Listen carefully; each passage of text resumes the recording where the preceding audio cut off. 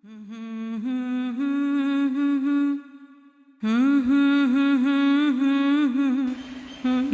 ونصلي على رسوله الكريم اما بعد فاعوذ بالله من الشيطان الرجيم بسم الله الرحمن الرحيم رب اشرح لي صدري ويسر لي امري واحلل عقدة من لساني يفقهوا قولي.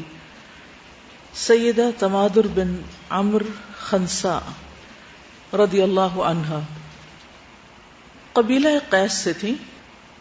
ان کا لقب خنساء تھا، نام ان کا تمادر تھا، اور قبیلہ قیس کے خاندان سلیم سے تھی.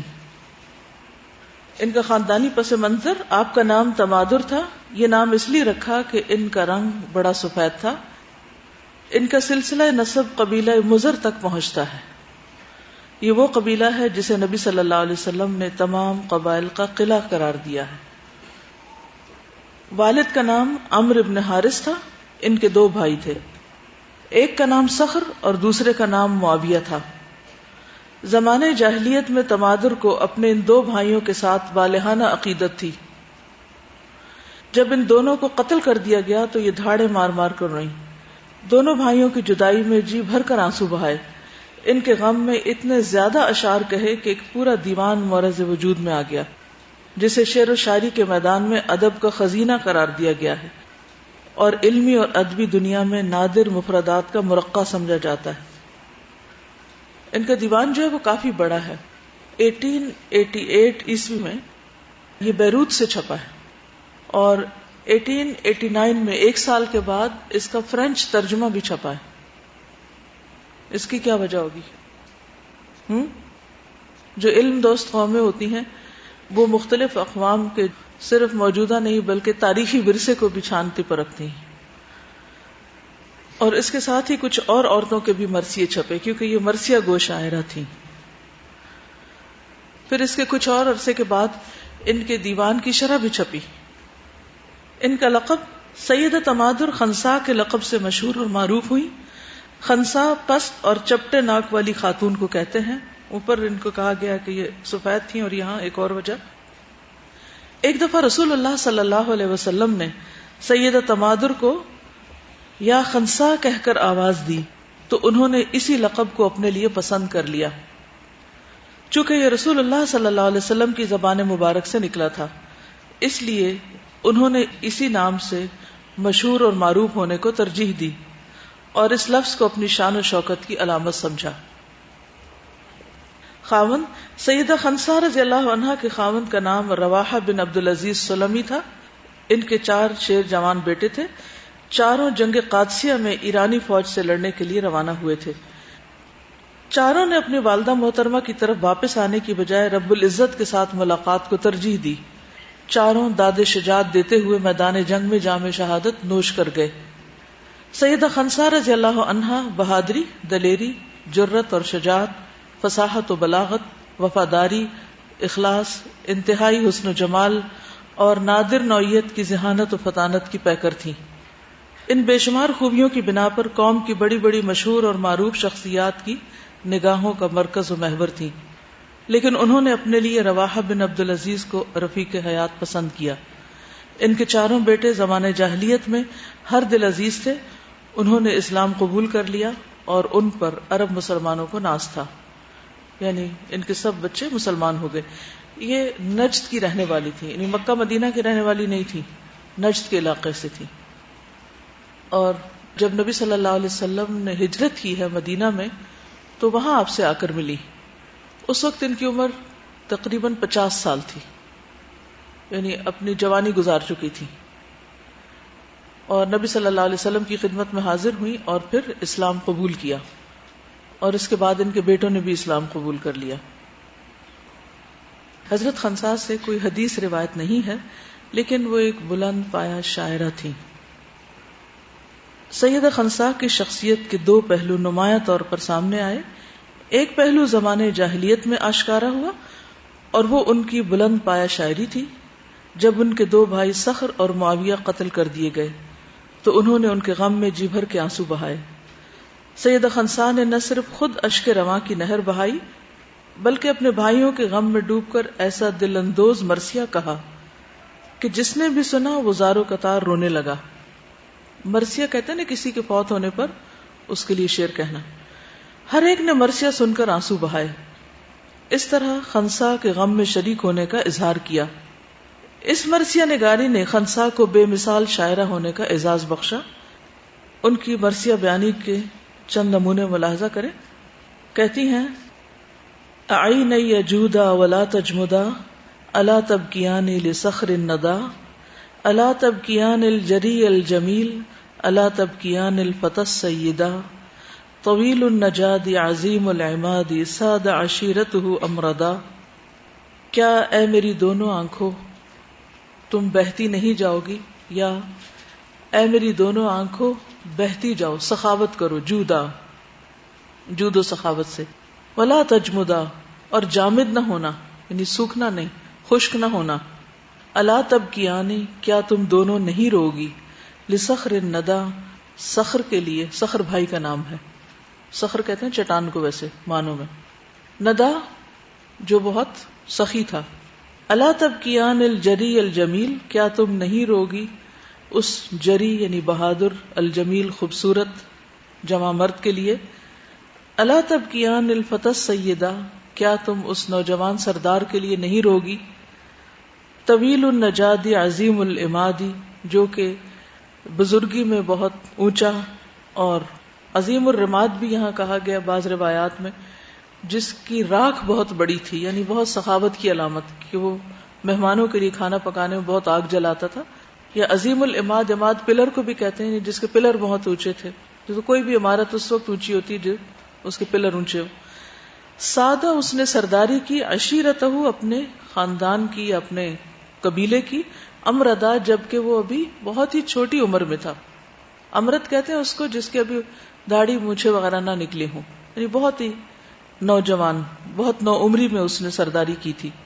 پھر اس کے بعد یہ مزید شعر ہیں، یہ سارے اپنے بھائی کے تعریف میں اور اس کی وفات کے غم میں انہوں نے لکھے. سیدہ خنسا کی اپنے بھائی صخر کے ساتھ یک طرفہ محبت نہ تھی، یعنی صرف وہی محبت نہیں کرتی تھی بلکہ ان کا بھائی بھی اپنی بہن خنسا کے ساتھ حد درجہ محبت اور اپنائیت کا اظہار کرتا تھا. پھر بھلا بہن اپنے بھائی کے ساتھ وفاداری کا ثبوت کیوں نہ دیتی. وفاداری تو سیدہ خنسا کا ایک خاص وصف تھا.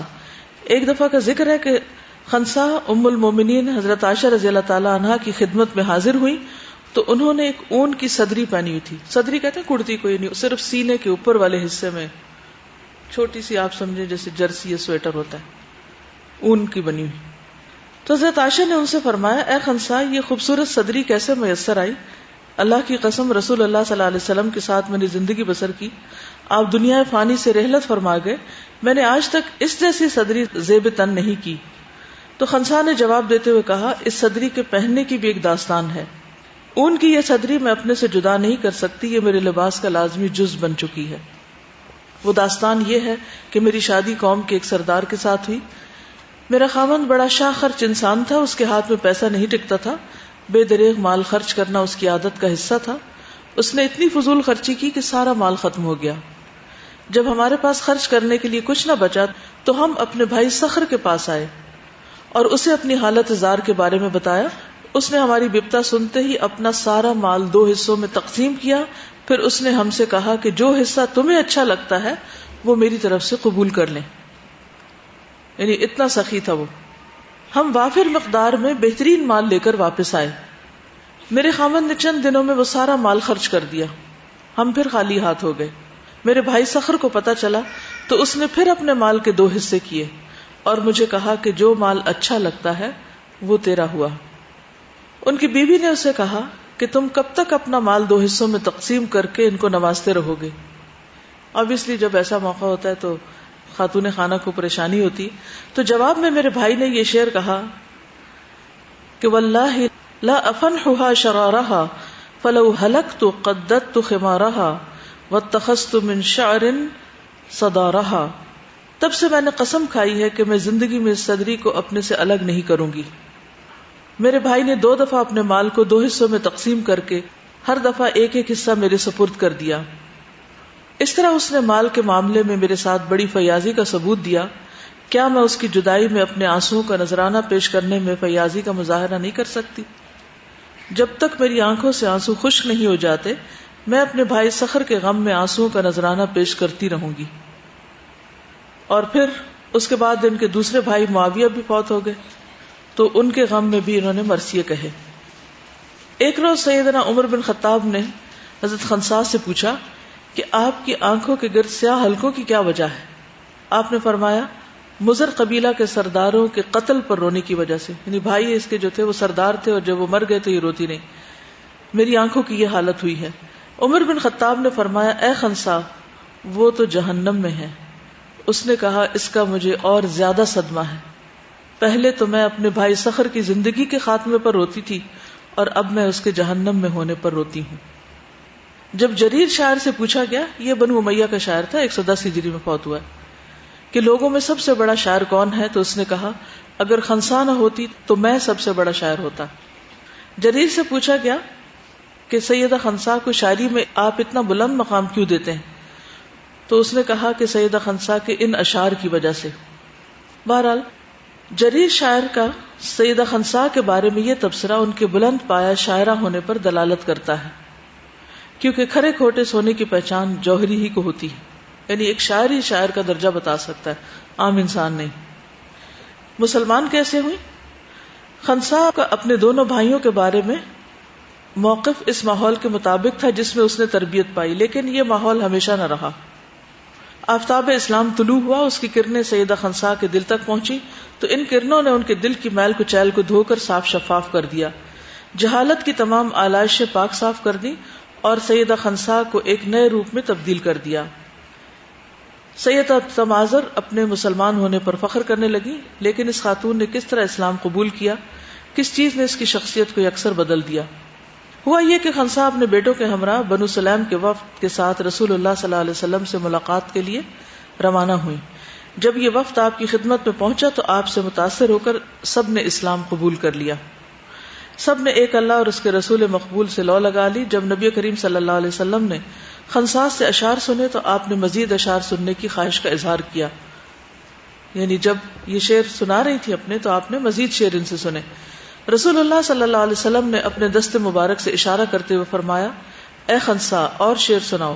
لیکن جب بنو طے قبیلے کا وفد رسول اللہ صلی اللہ علیہ وسلم کے ساتھ ملاقات کے لیے آیا, وہ سب دائرہ اسلام میں داخل ہونے کی رغبت رکھتے تھے, تو اس وفد میں عدی بن حاتم اور اس کی ہمشیرہ صفانہ بنت حاتم اور قبیلہ بنو طے کے چند افراد آگے بڑھے. جب انہوں نے اسلام قبول کر لیا تو عدی بن حاتم نے کہا اے اللہ کے رسول, ہم میں ایک شخص سب سے بڑا شاعر ہے اور ایک سب لوگوں سے بڑھ کر سخی ہے اور ایک سب لوگوں سے بڑھ کر شہ سوار ہے. یعنی وہ اپنے قبیلے کے گن گانے لگے کہ ایک بہت بڑا شاعر ہے, ایک شہ سوار ہے اور ایک بہت بڑا سخی ہے. نبی صلی اللہ علیہ وسلم نے فرمایا ان کے نام لیں. عدی بن حاتم نے کہا لوگوں میں سب سے بڑا شاعر امر القیس بن حجر ہے اور لوگوں میں سب سے بڑا سخی میرا باپ حاتم بن سعد الطائی ہے اور لوگوں میں سب سے بڑا شہ سوار عمرو ابن مادی کرب ہے. رسول اللہ صلی اللہ علیہ وسلم نے فرمایا اے عدی, جس طرح تم کہتے ہو یہ درست نہیں. در حقیقت لوگوں میں سب سے بڑھ کر شاعرہ خنسا ہے, لوگوں میں سب سے بڑھ کر سخاوت کرنے والا میں ہوں اور لوگوں میں سب سے بڑا شہ سوار علی ابن ابی طالب ہے. خنسا کے حق میں لوگوں میں سب سے بڑھ کر شاعرہ ہونے کی گواہی خود حضور صلی اللہ علیہ وسلم نے دی. بہرحال اب آپ دیکھیے کہ یہ خاتون جو ایک وقت میں اپنے بھائیوں پر اتنا روتی ہیں, دوسرے وقت میں کس طرح اپنے بیٹوں کو اللہ کی خاطر نکلنے کے لیے ہمت بندھاتی ہیں اور یہ کہتی ہیں کہ تم پیٹ پھیر کر واپس نہیں آنا. انسان وہی ہے, خاتون وہی ہے, لیکن کس طرح پورا پرسپیکٹو چینج ہو جاتا ہے. کس وجہ سے؟ ایمان کے اندر داخل ہونے سے. پہلے بھائیوں کی سخاوت اور ان کی خوبیوں پہ روتی تھی ان کے مرنے کے بعد کہ کیسے کیسے انسان دنیا سے چلے گئے, لیکن اس کے بعد وہ ان کے جہنم میں ہونے پر یعنی مسلمان نہ ہونے کی وجہ سے, یعنی کفر کی حالت میں مرنے کی وجہ سے وہ روتی تھی کہ ان کا انجام کیا ہوگا. پھر یہ ہے کہ جہاں اس کے لیے بھائیوں کا مرنا اتنا بھاری تھا, وہاں بیٹوں کو شہادت کے لیے خود انکریج کر رہی ہیں. موت تو وہی ہے, موت تو موت ہے, اور ایک عورت کے لیے بھائی سے زیادہ اس کی اپنی اولاد قیمتی ہو سکتی. لیکن کس طرح خوشی کے ساتھ اور کتنی ہمت کے ساتھ اور کتنے بہترین الفاظ کے ساتھ آگے ہم پڑھیں گے کہ وہ اپنے بیٹوں کو بہادری کے ساتھ لڑنے کے لیے کہتی ہیں، اور وہ بھی کس طرح اپنی ماں کی بات کو پلے باندھ لیتے ہیں، اور ان میں سے ایک بھی واپس نہیں آتا، اور ان کے واپس نہ آنے پر وہ شکر ادا کرتی ہیں، ایک آنسو بھی نہیں بہاتی۔ جب سیدہ خنسا اور ان کے چاروں بیٹوں نے جنگ قادسیہ کے لیے روانگی کا اعلان سنا تو چاروں بیٹوں نے جلدی سے ہتھیار زیب تن کر لیے۔ ان کی بہادر والدہ اپنے بیٹوں کو حوصلہ دلانے لگی، مسلح بیٹوں کو نظر بھر کر دیکھنے لگی۔ اسے دکھائی دے رہا تھا کہ شاید اس کا اپنے بیٹوں کے ساتھ زندگی کا آخری لمحہ ہو۔ پھر انہوں نے اپنے بیٹوں سے مخاطب ہو کر کہا، اے میرے پیارے بیٹو، تم نے بخوشی اسلام قبول کیا اور اپنی پسند کے مطابق ہجرت اختیار کی۔ اس اللہ کی قسم جس کے سوا کوئی اور معبود حقیقی نہیں، تم ایک آدمی کے بیٹے ہو اور ایک ماں نے تمہیں جنم دیا ہے۔ میں نے تمہارے باپ کے ساتھ کبھی خیانت نہیں کی، یعنی میں شریف عورت ہوں، اور نہ تمہارے ماموں کو رسوا کیا، اور نہ تمہارے حسب نسب میں کوئی آمیزش آنے دی۔ تم یہ بات اچھی طرح جانتے ہو کہ مسلمانوں کے لیے کافروں کے ساتھ جنگ کرنے میں کس قدر ثواب ہے۔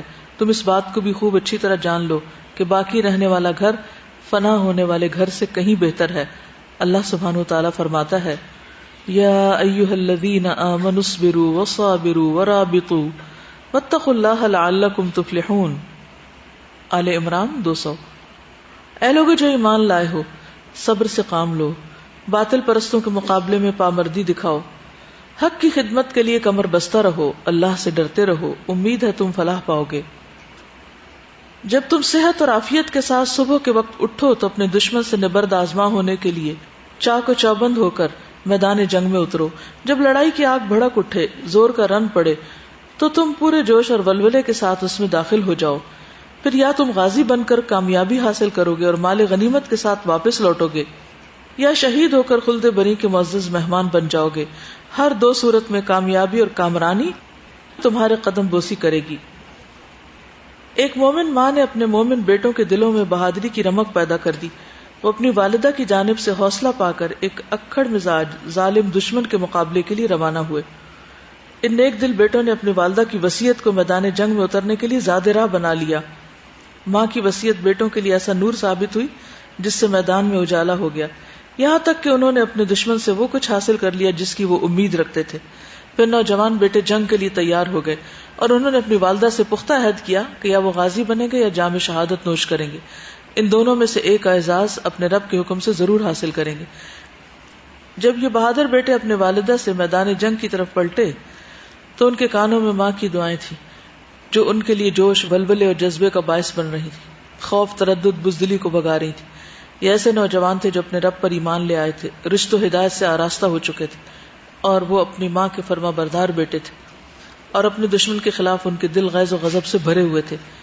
وہ قوت ایمان سے آراستہ تھے، خوف و ہراس ان کے قریب بھی نہ پھٹکتا تھا۔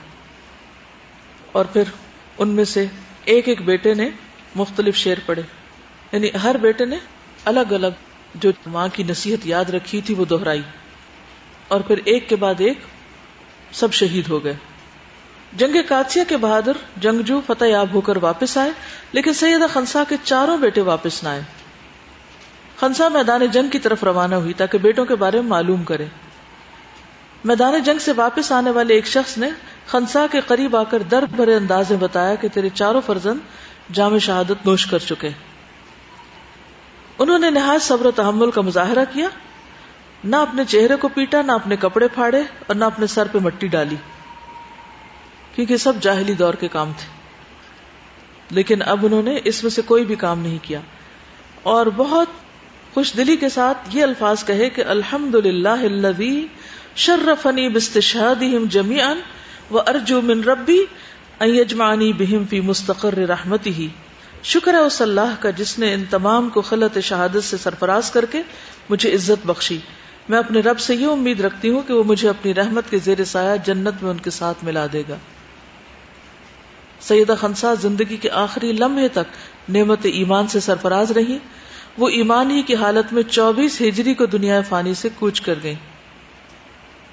دور جاہلیت میں عربوں کا ایک طریقہ یہ تھا کہ حج سے پہلے مختلف علاقوں میں وہ اپنی شعر و شاعری کی مجلسیں جماتے تھے، یعنی لوکل مقابلے آپ سمجھے کہ ہوتے تھے۔ خنسا بھی ہر سال ان مقابلوں میں شریک ہوتی تھی کیونکہ ایک بہت بڑی شاعرہ تھی اور اس کے مرثیے بھی بے نظیر سمجھے جاتے تھے. حضرت خنسا جب اسلام لے آئیں اور اس کے احکام پر عمل کرنے لگی تو بھائی کی یاد ان کے دل میں بدستور رہی. زمانے جاہلیت میں عورتیں کسی کا سوگ کرتی تو سر پر بالوں کا گچھا باندھ لیتی، یعنی جوڑا بنا لیتی تھی، بال اوپر کر لیتی تھی. حضرت خنسا نے بھی اپنے بھائی صخر کے سوگ میں اسی طرح کا گچھا باندھا ہوا تھا. ایک مرتبہ وہ بیت اللہ کا طواف کر رہی تھی کہ حضرت عمر کی نظر ان پہ پڑ گئی. انہوں نے ان کو بلایا اور فرمایا اسلام اس قسم کے سوگ اور افسوس کی اجازت نہیں دیتا. عرض کیا امیر المومنین، جس غم اور افسوس میں ہوں اسے میں ہی جانتی ہوں، خدا کرے کوئی اور ایسے غم میں مبتلا نہ ہو. حضرت عمر نے اسے تسلی دی اور فرمایا کہ لوگوں پر بڑی بڑی مصیبتیں آئی ہیں، انہوں نے برداشت کی ہیں، تم بھی برداشت کرو، لیکن اس طریقے سے اسلام نے منع کیا ہے، اس کو چھوڑ دو. یعنی وہ ایک غم کا سمبل ہوتا تھا. تو اس کے فوراً بعد انہوں نے وہ بالوں کو سیدھا کر دیا. اوکے. سبحانک اللہم و بحمدک، اشہد ان لا الہ الا انت، استغفرک و اتوب الیک. السلام علیکم و رحمۃ اللہ وبرکاتہ.